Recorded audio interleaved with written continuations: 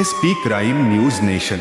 महर्षी नगर भागातील पुजारी उद्यानाजवळ पीएमपी बसची वाट पाहत थांबलेल्या शाळकरी मुलावर किरकोळ वादातून शस्त्राने वार करण्यात आला. ही घटना महर्षी नगर भागात घडली. 14 वर्षीय मुलाच्या हाताला दुखापत झाली आहे, तर पसार झालेल्या आरोपींचा शोध घेण्यात येत आहे. त्याने दिलेल्या फिर्यादीनुसार स्वारगेट पोलीस ठाण्यात आरोपीविरुद्ध गुन्हा दाखल करण्यात आला आहे. पोलिसांनी दिलेल्या माहितीनुसार तक्रारदार 14 वर्षीय मुलगा हा सोमवारी 1 डिसेंबर रोजी सायंकाळी 4:45च्या सुमारास घरी निघाला होता. पीएमपी थांब्यावर तो थांबला होता. त्यावेळी तिथे एक जण आला. त्याने मुलाकडे रागाने बघितले आणि अचानक त्याच्याकडे असलेल्या शस्त्राने मुलाच्या हातावर वार केला. मुलाने आरडाओरडा केल्यानंतर आरोपी 2 साथीदारांसोबत तेथून पसार झाला.